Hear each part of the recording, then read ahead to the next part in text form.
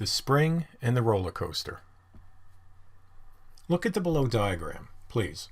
A block of mass m, and that's right over here, is ejected by a compressed spring and spins around a couple of loops before exiting to the right.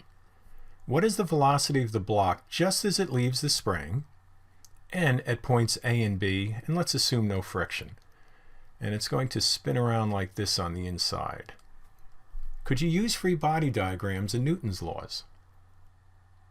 That would be very complicated. The net force on the roller coaster is constantly changing as the car goes into, around, and out of the loop due to the changing direction of the normal force.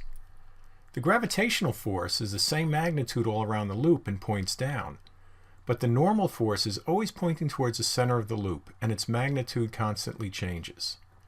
The vector addition of both forces results in a constantly changing force. This would be very hard to work out.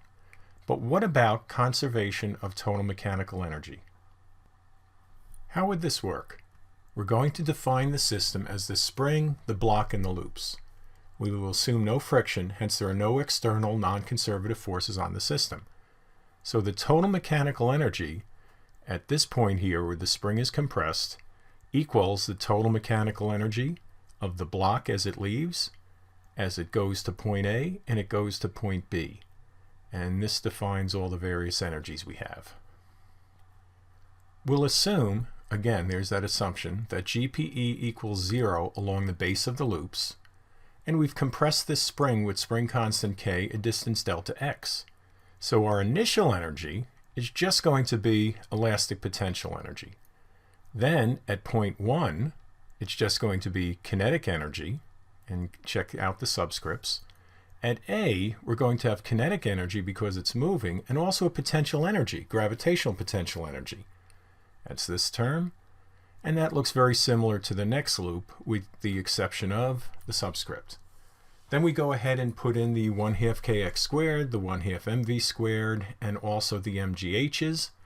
And the only tricks here, keep track of your subscripts. Okay, you have to associate the right height with the right loop and the right velocity. And notice the height is not the radius. Sometimes people get tricked by that. The height of this is going to be the diameter, which would be 2r, and in this case 2rb. So make sure you get that 2 in there. Here we have the one equation that will solve everything. And what's nice about the conservation of total mechanical energy and working out the algebra in advance is we can solve for different quantities in the above equation given depending on what we're given.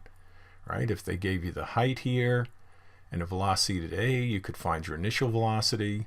If they give you K and X, well, then you can find any of these guys. And the same thing is true. Once you know one of them, you know all of them. The total mechanical energy stays the same no matter where the block is on its journey. Find the velocity at point A first. What parts of this equation will we use? Well, we're not going to use this because we haven't found the velocity when it exits a spring, but we don't need that. We just need the initial energy, compressed energy of the spring, and this component here. So you can see that's that. And then we're just going to do a little manipulation algebraically, and we come up with this expression. So please go through that yourself and make sure you get the same answer we got here. And then we just put the numbers in.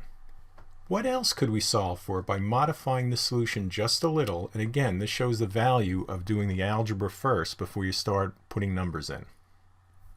The velocity at B, at point B, is found the exact same way. The equation is the same other than the subscripts. So what you do, here's our equation for A. For B, I just replace the A's with B's, put in different values, the values that were given, and then we go off and solve the problem. And we find that the velocity of A is 8.5 meters per second, and at B, it is 7.5 meters per second. Intuitively, and again, let's use your physics intuitively, why is the velocity at point B less than the velocity at point A? The block, when it's at point B, has a higher gravitational potential energy. So since total mechanical energy is conserved and constant, it will have a smaller KE up there. hence a smaller velocity. Please note, we don't care how it got there. An elliptical loop would give the same velocity. Again, when you ignore friction, of course. We're just interested in the initial and final states.